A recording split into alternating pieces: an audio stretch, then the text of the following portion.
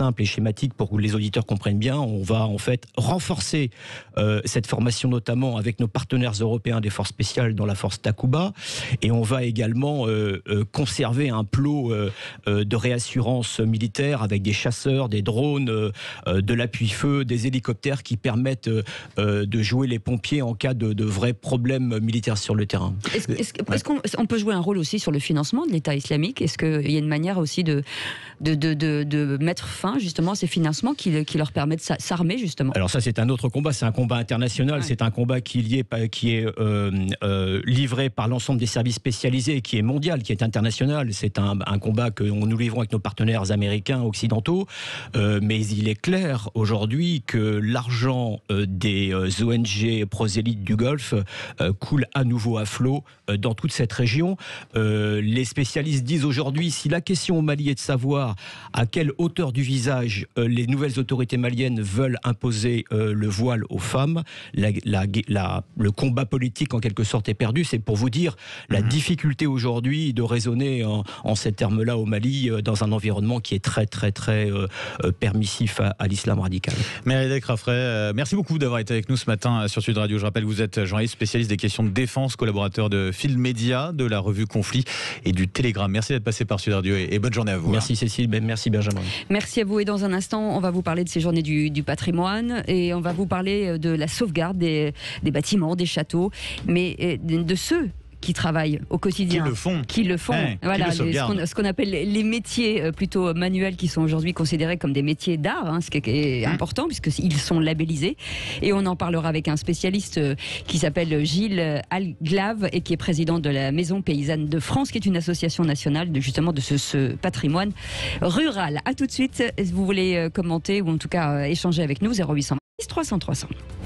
Sud Radio. Sud Radio. Parlons Vrai. Sud Radio. Parlons vrai. Parlons vrai. Parlons vrai. Jusqu'au 26 décembre, Netto met les petits plats dans les grands. Collectionnez les vignettes. Des 20 vignettes plus 1 euro. Offrez-vous un des plats de la gamme Sélection by Luminarc. Ils sont faits en France et ça, on aime chez Netto. Netto, on gagne tous à payer moins cher.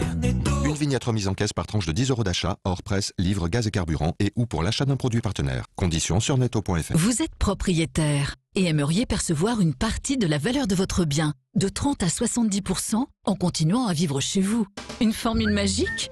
Oui. Interrogez Georges Mabi Viager sur la vente en nue propriété. Vous restez maître à bord, habitez votre bien ou même le louer. Appelez Georges Mabi Viager. Un expert vous conseillera dans la gestion de votre patrimoine immobilier. Georges Mabi Viager, 04 42 12 33 33 ou mabille-viager.com. Résumons, le 21 juin, c'est le solstice d'été, alors que le 27 septembre... c'est le solstice d'été. Tiens donc. Oui, cette année avec Costa, l'été joue les prolongations. Découvrez les croisières Costa, réservées avant le 27 septembre à partir de 399 € par personne. Offre soumise à condition, plus d'infos sur costacroisière.fr ou en agence de voyage. Ford. Imaginez-vous au volant du Ford Kuga hybride. Imaginez la puissance et le silence au bout des doigts. Imaginez la sensation d'une expérience de conduite inédite. Imaginez un plaisir et une mobilité sans limite. Imaginez l'électrique, c'est bien, mais l'essayer, c'est encore mieux. Pendant les Ford Power Days, profitez de nos offres avec encore plus d'avantages pour passer à l'hybride. Ford. Portes ouvertes ce week-end, Power Days signifie journée énergisante. C'est la rentrée en Minervois. Un vent de plaisir souffle dans vos verres. Avec les foires aux vins qui arrivent, découvrez ou redécouvrez les vins de nos vigneronnes et vignerons. Chez vos cavistes, vos magasins d'alimentation, dans vos restaurants préférés ou directement dans nos caves et domaines. Partout, les vins du Minervois vous attendent. Rosé fruité, blanc plein d'énergie et de fraîcheur, rouge puissant et charpenté sont les icônes de tout un territoire. Pendant les foires aux vins, venez profiter d'un instant Minervois. Pour votre santé, attention à l'abus d'alcool. Pour l'anniversaire de But, vous savez ce qu'il y a de plus fou? Non? Eh ben on va vous le dire. Pour l'anniversaire But, en ce moment, moins 50% sur le canapé d'angle convertible droit Hector qui passe de 1469 à 749 € seulement. Oui, 749 € seulement. 1800 pièces disponibles. Carrefour, vos envies sont nos promos. Alors quand Mariam, Lola et plus de 2200 de nos clients ont envie de promos sur le café, nous, on fait notre maximum pour répondre à leur envie. Jusqu'au 27 septembre, pour 2 produits achetés, le 3e est offert sur tous les cafés Starbucks présents chez Carrefour et Carrefour Market. Et oui, c'est ça le mois de toutes les envies de Mariam, Lola et des vôtres aussi. Carrefour. Différentes variétés, panachage possible, moins cher et remboursé. Détails sur carrefour.fr. Pour votre santé, évitez de grignoter. Le Grand Matin Sud Radio, 7h-10h, Benjamin Glaise, Cécile de Ménibus. Il est 9h48, la France à vos côtés. C'est une manière de mettre en lumière vos initiatives, les entreprises, celles qui s'engagent, en tout cas les gens qui sont sur le terrain, qui veulent en parler ou nous éclairer sur certains points. On parle ce matin des Journées du patrimoine qui s'ouvrent ce week-end. Et pour en parler, bien sûr, et pour en parler, Gilles Alglave qui est avec nous. Bonjour. Bonjour. Vous êtes président des Maisons Paysannes de France, qui est une association nationale de sauvegarde du patrimoine rural, bâti et paysager. Je tiens à signaler que vous êtes reconnu d'utilité publique. Je le disais, aujourd'hui, ce week-end, on va parler des Journées du patrimoine. On a tendance à parler beaucoup des bâtiments, de la sauvegarde des bâtiments, mais on ne parle pas suffisamment de ceux qui, au quotidien, s'engagent, en tout cas de tous ces métiers qui permettent de préserver, en tout cas, notre patrimoine français. Bah oui, effectivement, ça fait partie, on va dire, de notre action, et en particulier à ce moment particulier des Journées du patrimoine qui maintenant font partie du rituel attendu et particulièrement apprécié, on va dire, de nos concitoyens, de montrer que ce patrimoine qui est de la matérialité, des choses construites, visibles et sensibles à tout le monde en général, il y a quelque chose de beaucoup plus difficile à saisir parce que c'est immatériel. Ce sont les savoir-faire qui ont contribué à cette matérialité et qui aujourd'hui malheureusement ne sont plus transmis. Ça veut dire qu'aujourd'hui il faut changer notre regard sur les métiers manuels en France ?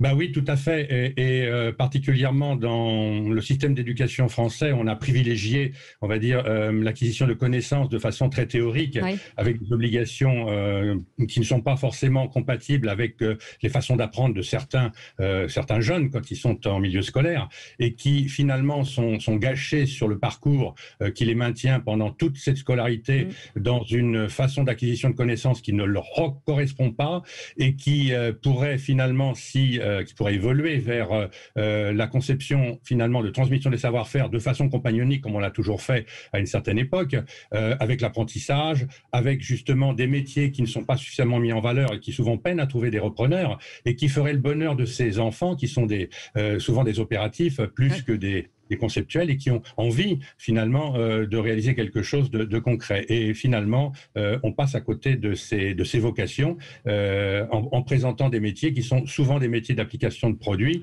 et pas forcément des métiers d'expertise comme sont ceux qui nous intéressent aujourd'hui. Est-ce que c'est pas en train de bouger justement ça depuis quelques années avec le développement de l'alternance, de l'apprentissage, la mise en valeur quand même des métiers manuels de plus en plus, on a l'impression? Bah oui, justement, il y a une évolution des paradigmes. Alors d'abord, on est dans une société de labellisation. Il y a des labels qui mettent en valeur et de bonne façon ces métiers qui ont toujours été un petit peu dans l'ombre. Je pense par exemple au label Entreprise du patrimoine vivant. On parle aujourd'hui davantage de métiers d'art quand on évoque ces métiers qui sont des métiers, on va dire, éternels, comme je les définis souvent, qui ont toujours existé dans nos campagnes. Le charpentier, le tailleur de pierre, le maçon du bâti ancien qui maçonne avec les éléments qu'il a sous les pieds en circuit court. C'est des métiers qui ont toujours existé, mais aujourd'hui ils sont tellement peu connus et tellement peu enseignés que finalement ça devient une exception et on a glissé dans le domaine du métier d'art. Mais je vous coupe. Le problème, c'est qu'on a l'impression que ce sont des métiers désuets et en fait ils sont enclins à une modernité incroyable. Ils sont très modernes ces métiers. Bah oui, tout à fait, parce que d'abord, ce sont des entreprises à part entière qu'il faut insérer dans notre société qui est très concurrentielle. Et en général, ces métiers, ils parviennent à nourrir ceux qui les exercent parce que ce sont des métiers qui sont tellement rares que souvent ces entreprises qui possèdent ces savoir-faire, ont des carnets de commandes qui leur permettent un confort aussi bien pour la gestion de leur chantier que pour le choix des chantiers. Les chantiers qu'ils préfèrent à d'autres. Donc il y a vraiment une pénurie et il y a vraiment là source à développer des emplois sur le plan économique. Je tiens juste à signaler quand même que l'artisanat français, le savoir-faire français s'exporte énormément puisque 30% des exportateurs français sont des entreprises artisanales et aujourd'hui ça représente 365 000 entreprises. C'est un métier aussi qu'on sait assez peu, c'est en matière d'excellence. Aujourd'hui, ce que je voulais vous dire, c'est qu'en matière d'excellence aujourd'hui, l'État français, effectivement, fait énormément d'efforts. Vous venez de le rappeler. Oui, tout à fait. On a pris conscience que c'était quelque chose qui faisait partie aussi de l'image de notre pays. C'est un pays qui est réputé pour l'excellence de ses savoir-faire. Il y a beaucoup d'étrangers donc qui viennent demander que l'on réponde à des commandes très précises. À des appels d'offres, à des commandes, oui. Voilà, dans tous les domaines, et dans celui du bâtiment, puisque c'est celui qui nous intéresse, eh bien, ces savoir-faire sont aussi présents, bien entendu, quand on intervient sur un bâtiment ancien. Il est évident que on est dans des domaines d'expertise, on est dans des domaines de connaissances, de gestes qui ont toujours été transmis de génération en génération et qui font partie d'une qualification très recherchée aujourd'hui. On parle aussi de développement durable, parce que c'est un sujet qui est important aussi dans ces métiers. Oui, tout à fait. Je pense que, et il ne faut pas avoir peur de le dire, mettre en avant ces éléments donc du patrimoine, c'est pas être passéiste. C'est précisément être dans notre époque, puisque ce sont souvent des modèles de développement durable par les matériaux qui sont mis en œuvre. Ce sont des matériaux tirés du sol, ce sont des matériaux profondément écologiques en ce sens qu'ils sont tous recyclables. Ils ont demandé très peu d'énergie donc pour être produits, puisque ce sont des produits tirés de la nature. Et on est vraiment dans la logique du développement durable tel qu'on le définit aujourd'hui. Et ça serait intéressant de considérer que développer, on va dire, des politiques de territoire sur ces éléments-là, c'est véritablement répondre aux enjeux qui s'imposent à notre époque. Et c'est créateur, comme je le dis, de métiers, c'est créateur de flux touristiques, et ça c'est important de le dire aussi, c'est une des premières industries en France, le tourisme. En période de crise, c'est une chose quand même notable, ça a toujours fonctionné, c'est le pays le plus visité en France par les étrangers. Et il serait intéressant que chaque concitoyen en ait conscience, puisque en fait le patrimoine, ce sont des propriétés qui sont entre les mains des particuliers, qu'ils soient des collectivités territoriales ou des individus. Donc on a tous un rôle par rapport à la conservation et la transmission de ce patrimoine. Ça veut dire qu'on a tous un devoir de connaître et de reconnaître ce patrimoine. Et pour le reconnaître, bien entendu, il faut le connaître. Et c'est ce à quoi nous travaillons en essayant de sensibiliser, d'informer, de conseiller, et à tous les niveaux, tous les acteurs, que ce soit les maîtres d'ouvrage ou les maîtres d'œuvre, ils sont concernés par cet objectif de conservation en bonnes conditions et de transmission aux générations qui viendront après nous. On a beaucoup de jeunes générations où c'est à la suite d'une reconversion, d'une réorientation que finalement on va découvrir un métier, des métiers qui sont peu connus. Alors je pense à notre chroniqueur Jérôme Laverny qui nous cite souvent l'exemple du chaudronnier. Quand on est jeune, on ne sait pas forcément ce que c'est. C'est quoi? C'est un problème de communication de la part des entreprises au sein de l'école, d'orientation. Il vient d'où ce déficit justement de connaissances vis-à-vis de certains métiers de l'artisanat? Alors, je pense qu'il y a plusieurs facteurs, mais comme j'ai dit tout à l'heure, on ne met pas suffisamment en vitrine ces métiers-là. On les présente souvent comme des voies de relégation. On sait qu'en France, la voie royale, c'est les grandes écoles, c'est je ne citerai pas non. Mais tout le monde sait comment fonctionne le système d'orientation scolaire. Et quand un jeune est orienté vers ces voies dites professionnelles, c'est qu'on considère qu'il n'est pas capable de faire autre chose. En tout cas, il faut changer cet état d'esprit et effectivement avoir une politique qui valorise, on va dire, cette forme d'apprentissage. Et il y a tout un travail, de concertation et de création d'une dynamique avec les professionnels qui sont demandeurs, bien entendu, qui n'attendent que ça. L'apprentissage, c'est quelque chose qui travaille. Et organiser des visites, comme il y a souvent des visites d'entreprise, de jeunes, collégiens ou lycéens. Qui peuvent créer des vocations.